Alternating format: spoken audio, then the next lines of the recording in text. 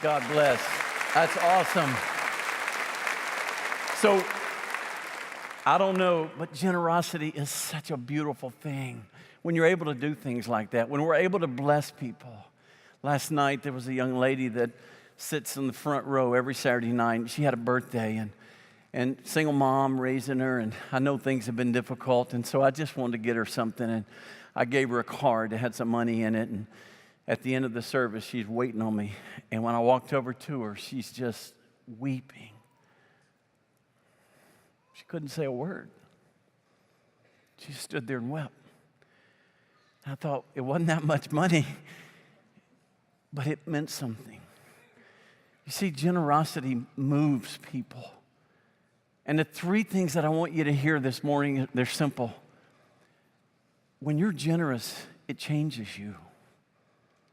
And when you're generous, it changes somebody else. Something happens to somebody else. And we're generous because something has already happened to us. And those are the three big ideas that Paul talks about in this text. And so if you got a Bible, I want you to turn there. It's in 2 Corinthians. That's the last part of this section of material. It's the longest continuous teaching in the New Testament on giving or on generosity. Make sure you don't define generosity as about money. It is about money, but it's about so much more. Being generous means you give yourself. It means you serve, you give your time. Yes, it involves money. And generosity is not just what you put in the bucket. Generosity is what you do at the restaurant in a few moments when you see somebody and God tells you you need to take care of their meal. Generosity is what you do for your neighbor when you walk over and say, hey, is there something I can help you with? I believe generosity is just the sharing and the giving of your life. And it comes in all kinds of ways. Have any of you ever seen somebody, maybe somebody on the street with a sign, could be somebody that's in your neighborhood or at work or whatever, and you wanted to do something for them, but you didn't know what was going to happen. In other words, if you gave them that gift of money, you didn't know what they were going to do with it. And so you thought, well, I don't know. I don't want to give them that, and then they go buy drugs, alcohol, whatever. How many of you ever thought, I'm not sure what happens after I give it, so I'm just not sure I'm going to do it? Raise your hand. All right. They're the only honest service we've had all day long. 4 people in the last service raised their hand. So we had a prayer for liars, in that service. That's our struggle. We don't know what happens. Do you realize you don't know what's going to happen to your money and your stuff after you're gone? You realize that, right? You say, well, I got a will. Good luck with that. Do you know what your kids are going to do with it? You know what somebody else is going to do with it? We don't know. We trust him. I heard about a guy who he called his 3 sons. One of them was a pastor, one of them was a doctor, one of them was a lawyer. They didn't walk into a bar together, all right? That's not this kind of joke, all right? Just listen to me. One of them was a pastor, one of them was a doctor, one of them was a lawyer. He said, okay, when I die, he said, I'm going to give you a gift, and I want you to put that gift back in the casket before they bury me. He gave him $30,000 cash. He said, okay, I want you to put it in the casket, make me a promise. And they said, we promise. Funeral happened. The guy died. Funeral happened. Each one of them walked up, put it in there. And then 2 weeks later, after he's buried in the ground, they had a little get-together as a family, and the pastor couldn't stand it any longer. He said, guys, I got to confess to you. I kept $10,000 of it. But the church needed it. And so I put $20,000 in, but I kept $10,000. And the doctor goes, oh, man, I'm so glad you said that. I did the same thing. I kept $20,000. I want to open a new practice in a new building, office building. I just needed that to help. And the attorney said, I'm so glad you guys shared that. I kept it all. But I wrote a personal check for $50,000 and put it in the casket, so we're all good, right? The smartest guy of all, the attorney. Imagine that. No offense to attorneys. You know what I mean? So here's the deal. You don't know what's going to happen. The point is, do it now. Because there's something that happens when you are generous. There's something that happens to you. There's something that happens to the person that you helped. And most importantly, there's something that's already happened to you. That's what Paul wants to say. I'm going to read out of 2 Corinthians chapter 9. I'm going to read starting in verse 10 of 2 Corinthians chapter 9. Goes through the end of the chapter, which is 15. He who supplies seed to the sower and bread for food will supply and multiply your seed for sowing and increase the harvest of your righteousness. You will be enriched in every way to be generous in every way, which through us will produce thanksgiving to God. For the ministry of this service is not only supplying the needs of the saints, but it's also overflowing in many thanksgivings to God. By their approval of this service, they will glorify God because of your submission that comes from your confession of the gospel of Christ and the generosity of your contribution for them and for all others, while they long for you and pray for you because of the surpassing grace of God upon you. Thanks be to God for his inexpressible gift. May the Lord add his blessing to the reading of the word. You remember that the gift he's talking about is an offering for the saints in Jerusalem. This is Corinth. This is in Greece. The Jerusalem saints were really under it. They had a famine. They were being persecuted. So Paul is taking an offering to help them. And so here's what he says about generosity. It changes you. It does something to you. Something happens to you when you give. According to this, God blesses with more. The first two verses we read, he who supplies seed to the sower will multiply your seed for sowing. I got that bag of corn. It's over here. And what I think God is saying is, when you're willing to sow and you're willing to be generous, then what God is going to do is God is going to bless with more seed. In other words, he's going to multiply the seed. He's going to increase the harvest of righteousness. And he's going to enrich you in every way. Now, guys, I can't tell you that's going to be a bank account thing, but I promise you on the authority of his word, he will bless when you sow. He will multiply the seed. Something will happen to you. There's a couple in this service. I don't want to embarrass them. They're sitting right now in this service. They came to me and said they took a step to tithe for the first time, and it was a big step. A week after they made that commitment and started tithing, she got a job, the dream job she had wanted, that's paying her twice what she was making. And they said, we believe it is because we obeyed God and took a step of faith. I believe that too. So I'm telling you, when you are generous, something happens to you. God blesses you. Number two, when you're generous, something happens to them. Something happens to the person that you're generous to. He says, first of all, they give thanks to God. 3 times in these verses, he talks about thanksgiving. And the thanksgiving is coming from them. Go to verse 12 with me. It basically says for the ministry, verse 11, you'll be enriched in every way to be generous in every way, which through us will produce thanksgiving to God. Now verse 12, the ministry of this service is not only supplying the needs of the saints, but it's overflowing in many thanksgivings to God. So basically he's saying when they receive this, they give thanks to God. When you do something for somebody, it moves them and they give thanks to God. Notice verse 12, for the ministry of this service. It's amazing to me, this is the longest section of material that talks about giving and about being generous. And he never uses money, the word money, never uses offering. He calls it the ministry of this service. The word ministry is from the word deacon, servant, diakonos. The word ministry is the word we get, it's liturgical, is actually a translation of it. Liturgy, it means worship. You see, I think when we're generous, that's an act of worship. And I think it moves people. People see it, and they know there's something there. And so they give thanks to God. And the second thing is their needs are met. He says the needs of the saints are being supplied. So it shouldn't surprise you that when you're generous, You're actually meeting somebody's need. You may not know the full story. There's a lady in this church who wrote me an email. She said I couldn't use her name, but I could tell this story. She grew up in a very poor situation. She said we got all of our clothes from Goodwill or from garage sales. And she said, I really never had anything nice. I was 18 years old, and I saw a ring, a beautiful ring. It was a ring that had a stone in the center and some other stones around it. I mean, she said it was beautiful, and I'd never had anything like that, so I wanted it. She had a job, so she put it on layaway. And that meant, you pay a little bit out over time.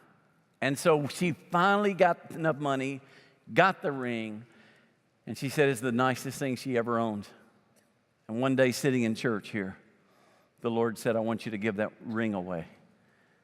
And she said, no, I can't do that, Lord. And the Lord said, I want you to give it to that couple sitting in front of you. Well, the couple sitting in front of her was an Indian couple from South Asia. She said, they probably don't even speak English. I don't know them. They're going to think I'm crazy. And the Lord said, I want you to give it. She said, Lord, this is the most beautiful thing I've ever owned. It's the most precious thing that I got when I was 18 years old. I can't. And she didn't. All week long, she thought about it. She struggled with it. And finally, she said, okay, Lord, I'll be ready. If I see them next week, if they're there, then I'll go ahead and do it. And she's kind of saying, please don't be there. Please don't be. And so she gets there and looks up. There they are. And she knew she had to give that ring. She goes up to him. She says, hey, I don't want you to think I'm crazy. I sit behind you. And the Lord told me to do something for you. He told me to give you this ring. It's a ring that means the world to me. And I want you to have it. They immediately began to weep. And so she just stood there. The couple had been married a year, and when they got married, had nothing. Were not able to get a ring, not able to exchange rings, and so the husband had been praying, Lord, on our anniversary, I just want to be able to give my wife a ring. That Sunday was their anniversary, and the Lord provided. And she said all they could do is just look at me and say, thank you for allowing God to use you. Thank you for allowing God to bless us through you. She had no way of knowing. That's the point. When you give or you're generous, you don't know the story on the other side. You just know it's going to make a difference. It's going to meet needs. It's going to supply needs. I mean, my wife and I were sitting in one of our favorite places in town to eat, and she looks up, and there's an older man by himself, got a little Mr. Rogers sweater on. I think that's a cardigan, right? Is that what that is? And she said, I want to buy his meal. And she said, do you know him? I said, I don't know him. And she said, I want to get his. He's by himself. I want to get it. So we told the server, said, hey, would you, whatever that man gets, we want to take care of it.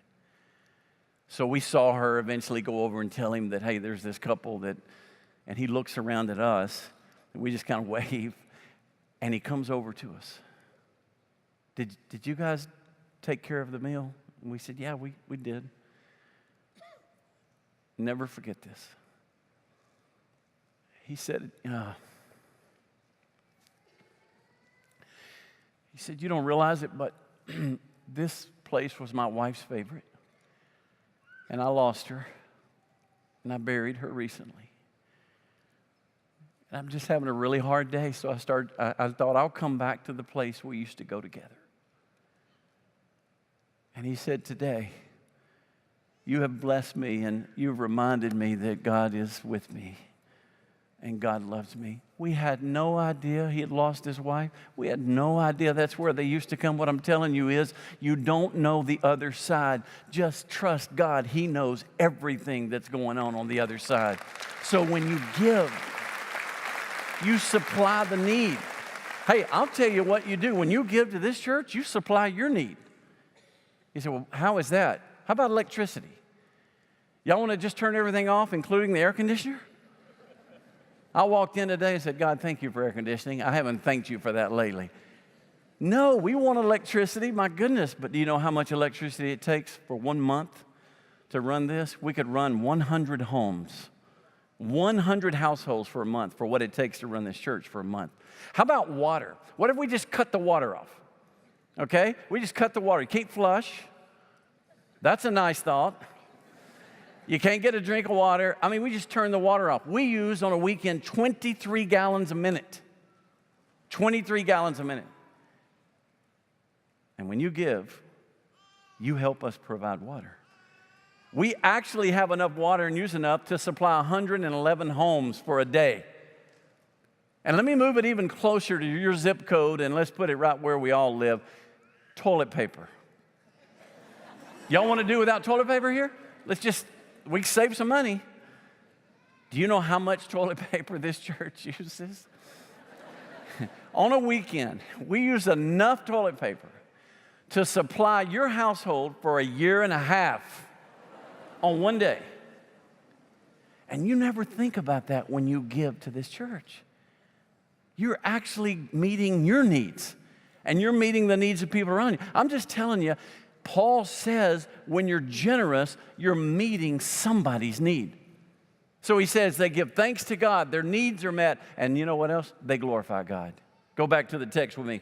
Look what he says in verse 13. By their approval of this service, they will glorify God because of your submission that comes from your confession of the gospel of Christ and the generosity of your contribution for them.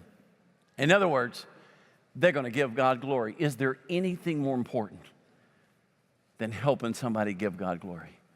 That's the reason you got up today. That's the reason you have breath in your lungs today. Guys, the reason we're still on planet Earth is to give God glory. It's the purpose of our life. So to think I could be a part of somebody giving God glory, that's awesome. That's a beautiful thing. I'll do whatever if I can be a part of helping somebody give God glory. What's the greatest way to give Him glory? Is it a song? I know He's pleased with songs. You know what I think is the greatest way to give God glory? Baptism. Think about it. What other moment in the New Testament did the Trinity show up? The Father, Son, and the Holy Spirit all made manifest to man. The Son was in the river Jordan. The Father speaks from above, and the Holy Spirit comes like a dove and lands on him. It's an incredible moment. Baptism is when a person says, Jesus is Lord. That is the greatest glory you can give Him today. Can I just tell you that on the 30th of September, we're going to have a day to give God glory. We're going to have a day of baptism. We're going to have 2 horse troughs up here. And I want to encourage you, if you've never taken that step to give Him glory, it is the greatest glory you could ever offer Him. And I want to encourage you to do that.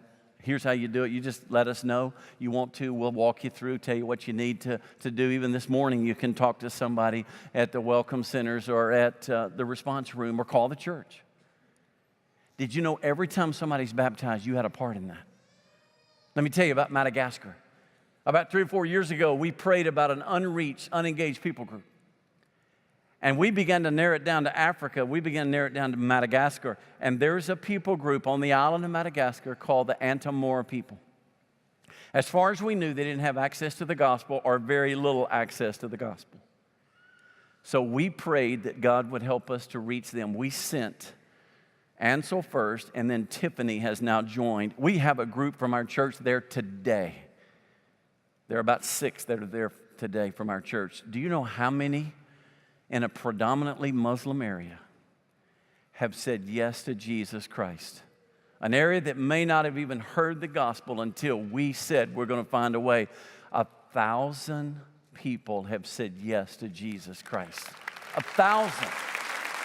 And of the 1,000, 120 of them have been baptized. Now, you got to remember, in the Muslim culture, when you're baptized, you're pretty well saying, I'm leaving my ancestor worship. I'm leaving the worship of all my friends. I mean, I'm really breaking with everything.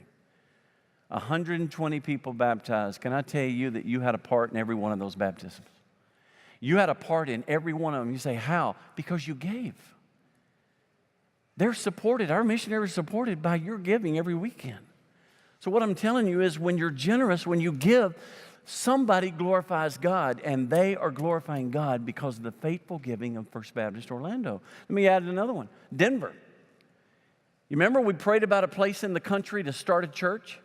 And we found a place in Denver, Arvada to be exact, that had little witness to the gospel. And so we sent Ben Mandrell and his family out to plant a church. And now they're running almost 1,000, and they've baptized 140 people. You had a part in every one of them because of the giving. So what I'm telling you is, when we are generous, somebody glorifies God. And through those baptisms, they have glorified God. This morning, the first worship service ever of our multi-site effort in Horizon West, they had a worship service there today. It was the first time, and it was the launch team. After they set everything up, and everything went incredibly well, except the school forgot to turn the air conditioning on. And so it was a little warm. They had a worship time. I promise you, on the 30th of September, they're going to start with baptism. Like we're going to start. We're going to have baptism. You had a part in that. I want you to just think this way. Every time you hear a story like that, you can say, you know what? I had a part in that because of my giving, because of my generosity. That's what Paul is saying. Somebody glorifies God because somebody realizes we are the real deal. I want you to go back, look at something. For the ministry of this service is not only supplying the needs of the saints, but it's overflowing in thanksgiving.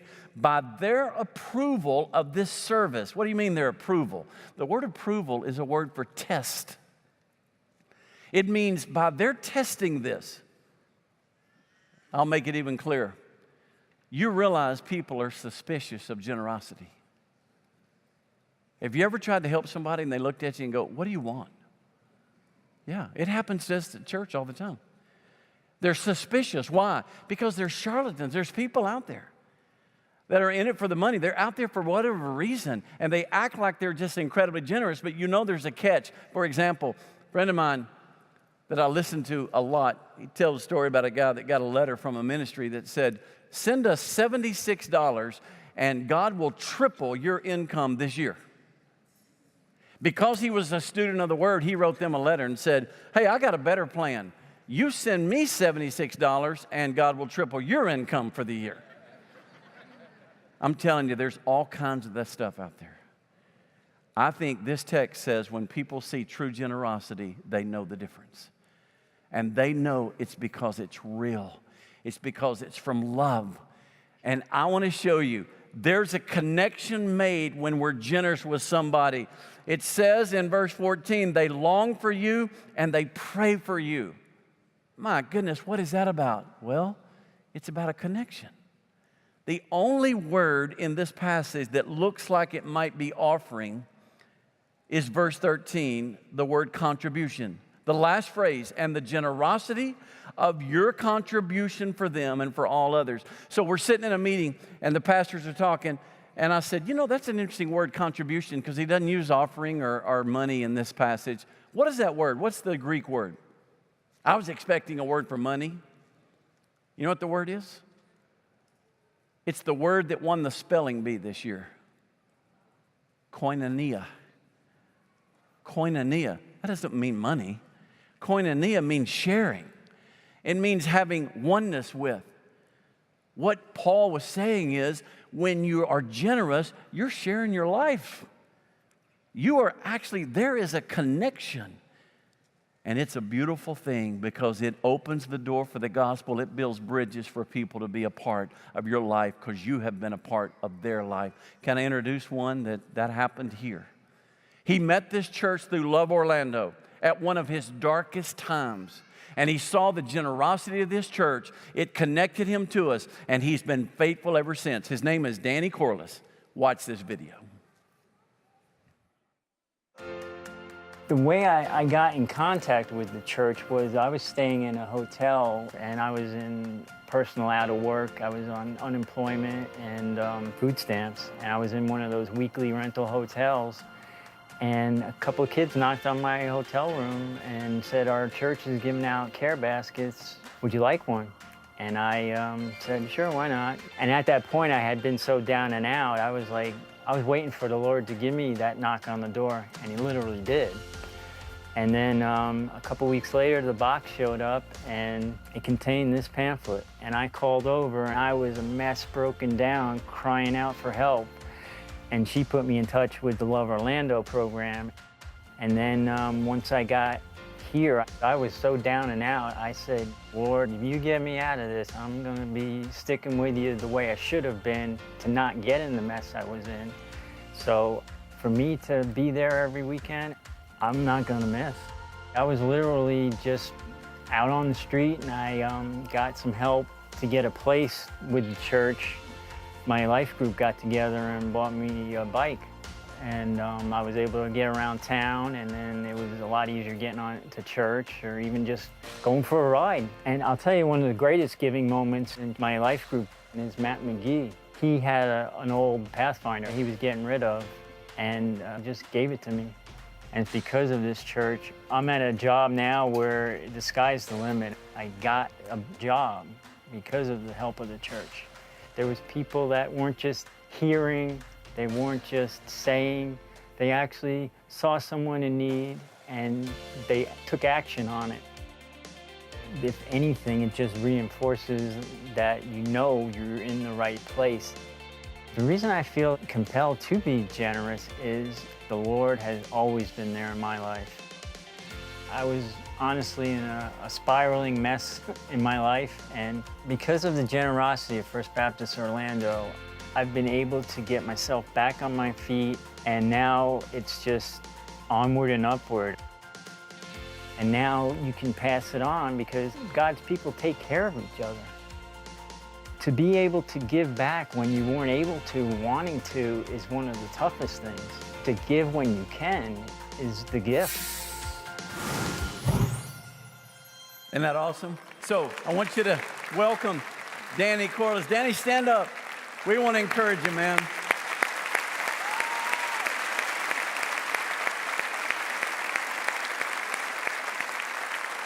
So I got to tell you about this guy. That happened in 2012, right? Kind of when you met us? 11? Okay. So I asked him, so I notice you sit down there every service. How many services have you missed since 2011? Are y'all ready for the answer? 2011, okay, that's what? What year is this? 18. Okay, do the math. Matthew, what is the math there? Is it 2,100?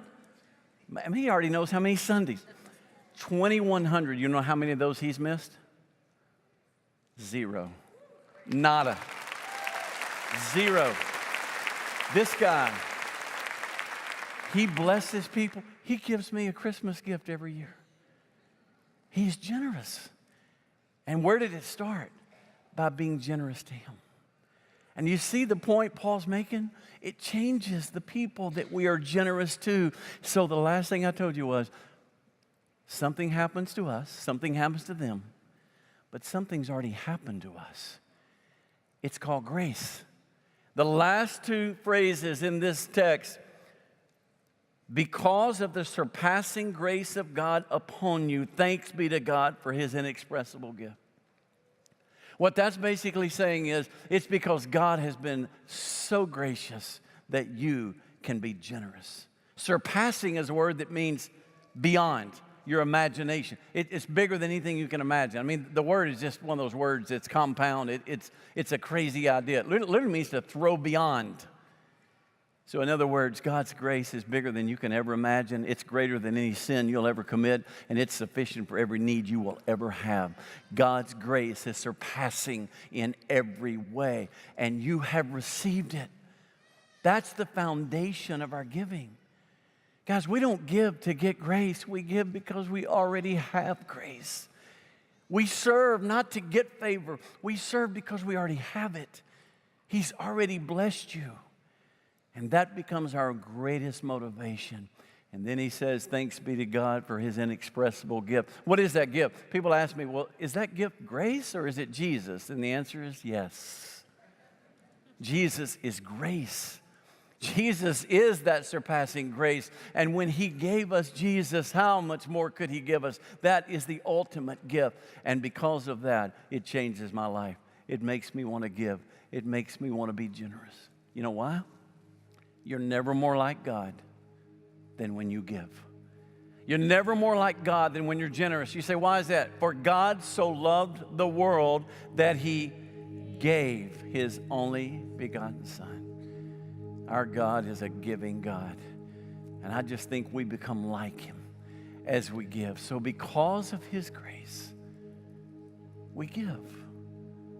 When Paul was writing this, I think he got to the last part and he just immediately broke out in praise. Thanks be to God for His inexpressible gift. Did you know when Paul was taking the offering that they gave, when he was taking the offering back to Jerusalem, the Spirit warned him it was going to be the last time. The Spirit warned him that there was going to be someone who tied him, gave him all kinds of warnings, so Paul knew this was it. So there was a people, a church he wanted to say goodbye to, the church of Ephesus. And in Acts chapter 20, it says the ship stopped there, and he got off the ship, and they met him at the shore. And there was much weeping, and he hugged them. And he said his last words to them. Of all the things Paul could have said, you know what he chose to say? I mean, he could have quoted the book of Romans. He could have shared some theology or doctrine that Paul wrote about in his letters. No. The last thing he told them, I'm going to put it on the screen for you. Remember the words of the Lord Jesus, how He Himself said, it is more blessed to give than to receive. Isn't that amazing? Isn't that simple? We don't even know where Jesus said that. That's not in the Gospels. But Jesus said it, and Paul remembered it. And of all the things he could have said, that's the last thing. You know what? I hope and pray that the Lord gives me many years and I get to enjoy them with you. But if the Lord told me, David, this is the last time you'll stand on this pulpit or on this platform, the last time you'll sit here, and I was about to walk out that door for the last time, what would be the last words I would say to you? I think I would say what Paul said.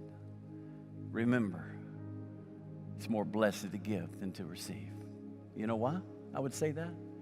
Because I know something happens to you when you give. I know something happens to the people you're giving to when you give. And I know something's already happened to you that makes you want to give. So today, thanks be to God for His inexpressible gift. Does it strike you that Paul wrote a third of the New Testament, but he doesn't have words to describe Jesus? I mean, think about it. He wrote a third of the New Testament, and he can't find words to describe Jesus. You know why? Because Jesus is indescribable. Jesus is bigger. Jesus is greater. Jesus is more glorious than anything the English language or the Greek language would allow.